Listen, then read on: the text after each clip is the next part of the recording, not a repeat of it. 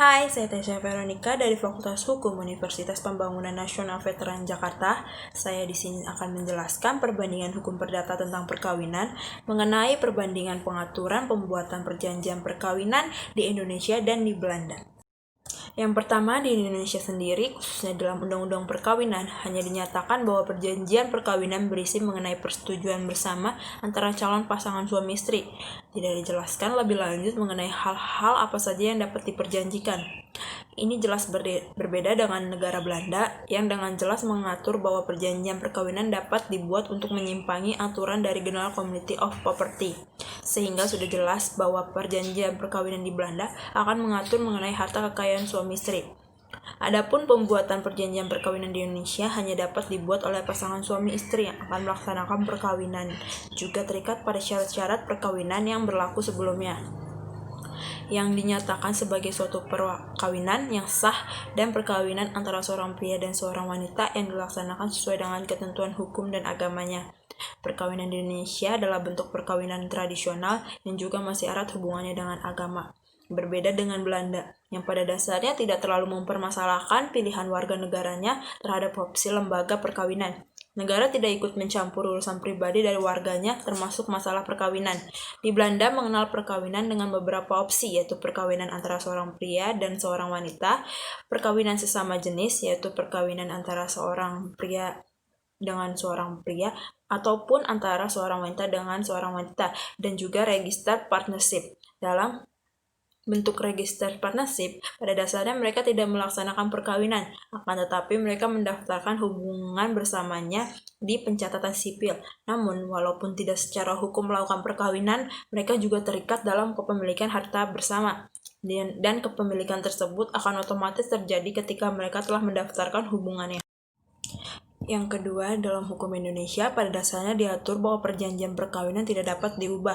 Akan tetapi dalam pasal 29 ayat 4 Undang-Undang Perkawinan dinyatakan bahwa perubahan tersebut boleh terjadi apabila sudah ada kesepakatan bersama dari suami istri dan juga tidak merugikan pihak ketiga. Dalam hukum Belanda tidak jauh berbeda dengan hukum Indonesia, karena perubahan perjanjian perkawinan diperbolehkan dengan mengajukan permohonan ke pengadilan di wilayah jurisdiksi di mana mereka melakukan perkawinan. Adapun pengadilan tersebut harus mengabulkan permohonan tersebut kecuali apabila ditemukan ketentuan yang dapat merugikan pihak ketiga atau ketentuan yang melanggar hukum, norma, dan ketertiban umum.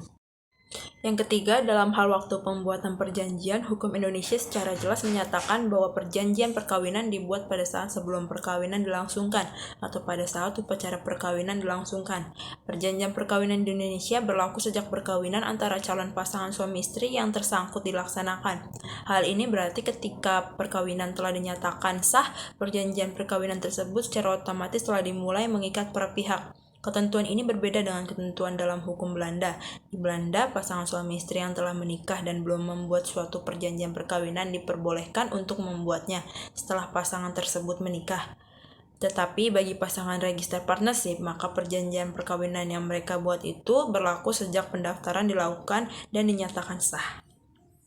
Adapun yang keempat, Indonesia dan Belanda memiliki latar belakang ketentuan mengenai harta perkawinan yang berbeda. Indonesia dalam Undang-Undang Perkawinan mengatur bahwa ketika perkawinan terjadi maka akan terbentuk harta perkawinan yang terdiri dari harta bersama dan harta bawaan. Dapat disimpulkan bahwa perjanjian perkawinan di Indonesia biasanya mengatur tentang keberadaan harta bersama dalam perkawinan. Perjanjian perkawinan ini juga membuat agar pendapatan dari suami dan istri tidak akan bercampur dan tetap dimiliki masing-masing.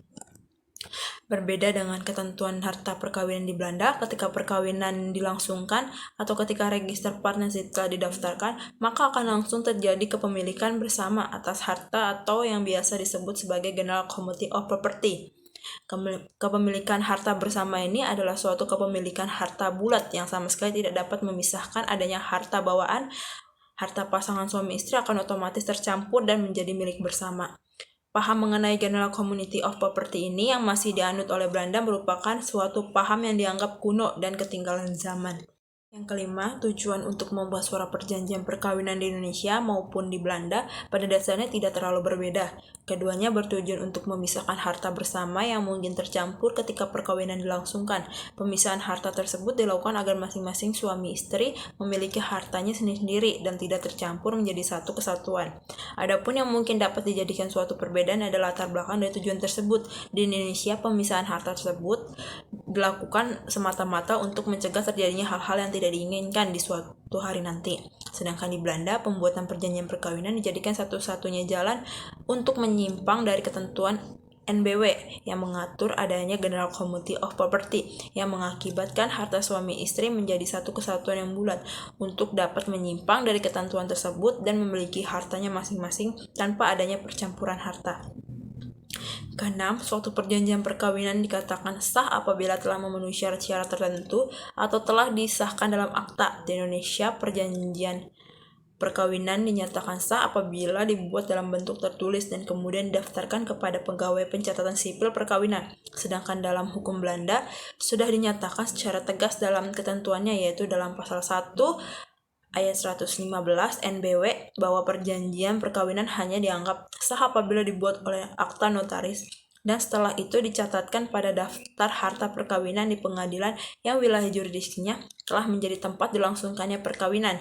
Apabila sudah melakukan hal tersebut, barulah perjanjian perkawinan di Belanda dapat dianggap sah.